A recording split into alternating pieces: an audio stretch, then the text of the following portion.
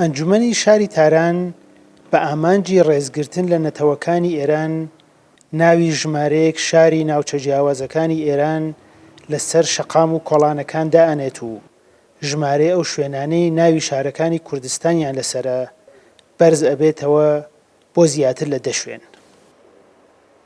اساساً در واقع نهادهایی که نمایندگی میکنند یک شهر بزرگی رو مثل تهران ئەو ناوەندەی کە شارێکی گەورەی وەکو تاران بەڕێوە ئەبن ڕوانگەیان ئەوەیە کە تاران وەکو ئێرانێکی بچووک دەبێت ڕەنگدانەوەی فەرهەنگ و دابوونەریتی هەموو ئێرانیەکان بێت و بە شێوەیەکی شیاو جێگە و پێگەی هەموو لایەنەکان پێناسە بکرێت. آداب، سنن، باورها یا همه ایرانیان به گونه‌ای درخور جایگاه مناسب و متناسبی رو تعریف بکنیم. شەقامی دووسایدی کوردستان کە بە یەکێک لە گرنگترین و گەورەترین شەقامەکانی تارانە ناسرێت لە ساڵی 1993دا دروست کراوە بە درێژایی 7 کیلومتر ناوەندی تاران ئەبەستێتەوە بە باکووری ئەم شارەوە. لە خولی یەکەمی ئەنجومەنی شارەوانی تارانیشدا چەند کۆڵان و شەقامێک لە شەقامی دووسایدی متەهری ناوی شار و ناوچە کوردیەکانیان لێنرا و هەورامان و مەریوان و سنە و گەڕوس و بیجار لە تاران بوونە خاوەن تابلۆی تایبەت بە خۆیان.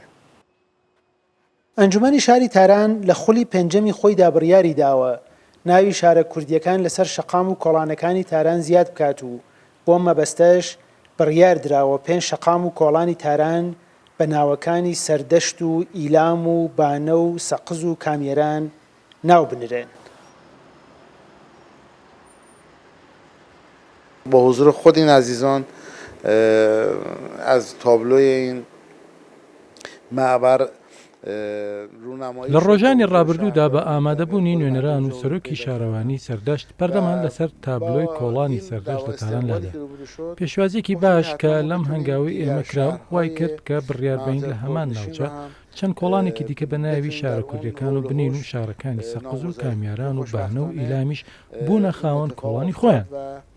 نامهای بانه، سقز، بیجار و در منطقه 22 نام ایلام رو ما توانستیم نامگذاری کنیم. ئەم هەنگاوەی ئەنجومەنی شار و شارەوانی تاران لای دانیشتوانی تاران پێشوازی لێکراوە و بووەتە هۆی زیاتر ناساندن و لە هەمان کاتدا نزیککردنەوەی زیاتری نەتەوە و فەرهەنگە جیاوازەکان.